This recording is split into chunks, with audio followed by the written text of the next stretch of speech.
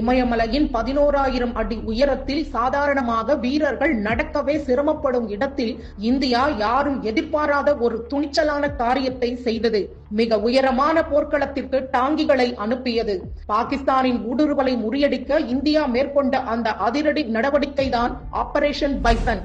1947-48 இந்திய பாகிஸ்தான் போரின் போது பாகிஸ்தான் ஆதரவு ஊடுருவல்காரர்கள் சுமார் 11,500 அடி உயரத்தில் உள்ள ஜோஜிலா கணவாயை கைப்பற்றினர்.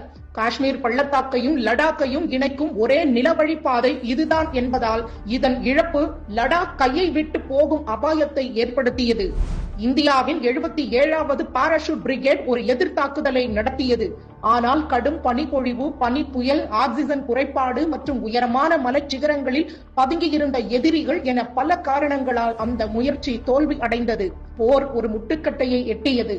இந்த இக்கட்டான நிலையில் மேற்கு மண்டல தளபதி லெப்டினன்ட் ஜெனரல் KM கரியப்பா களமிறங்கினார்.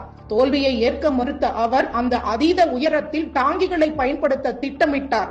இது கேட்கவே இயலாத ஒன்றாக தோன்றியது. இந்த திட்டத்திற்கு ஆபரேஷன் பைசன் என்று பெயரிடப்பட்டது. இந்த திட்டத்திற்காக 7வது கவல்ரி பிரிவின் M5 ஸ்டூவர்ட் ரக லகு ரக டாங்கிகள் தேர்ந்தெடுக்கப்பட்டன. முழு டாங்கிகளையும் மலைப்பாதையில் கொண்டு செல்வது இயலாத காரியம் என்பதால் அவை பல பாகங்களாக பிரிக்கப்பட்டன. எடையை குறைக்கவும் எதிரிகளை ஏமாற்றவும் அவற்றின் பீரங்கி கோபுரங்கள் அகற்றப்பட்டு சாதாரண வாகனங்கள் போல மாற்றப்பட்டன. அக்னூரிலிருந்து 445 கிலோமீட்டர் தூரம் நள்ளிரவு நேரங்களில் பாலங்கள் வழியாக இழுத்துச் செல்லப்பட்டு மெட்ராஸ் டாக்கர்ஸ் உருவாக்கிய 8 கிலோமீட்டர் மலைப்பாதையில் கொண்டு வரப்பட்டன. இறுதியில் பால்டல் அருகே அவை மீண்டும் ஒன்றாக இணைக்கப்பட்டன. 1948 நவம்பர் 1ஆம் தேதி 11,500 அடி உயரத்தில் இந்திய டாங்கிகள் சீறி பாய்ந்தன. அதுவரை உலக வரலாற்றிலேயே இவ்வளவு உயரத்தில் டாங்கிகள் பயன்படுத்தப்பட்டதே இல்லை. மலை உச்சியில் டாங்கிகளை பார்த்த பாகிஸ்தான் படைகள் அதிர்ச்சியில் உறைந்தன.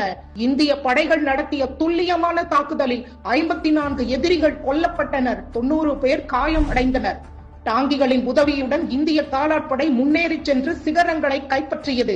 அன்றைய தினமே கும்ரி பகுதி மீட்கப்பட்டது. அடுத்த சில வாரங்களில் இந்திய படைகள் பாகிஸ்தான் ஊடுருவல்காரர்களை விரட்டியடித்து லே பகுதியுடன் மீண்டும் இணைப்பை ஏற்படுத்தின. இதன் மூலம் லடாக் மீதான இந்தியாவின் பிடி உறுதியானது. ஆபரேஷன் பைசன் ஜெனரல் கரியப்பாவின் தீர்க்க தரிசனத்திற்கு சான்றாக அமைந்தது. நிலப்பரப்பை சரியாக புரிந்து கொண்டு எதிரியின் கணக்குகளை தவிடு பொடியாக்கி போர் விதிகளையே மாற்றி எழுதிய இந்திய ராணுவத்தின் வீர வரலாறுதான் ஆபரேஷன் பைசன்.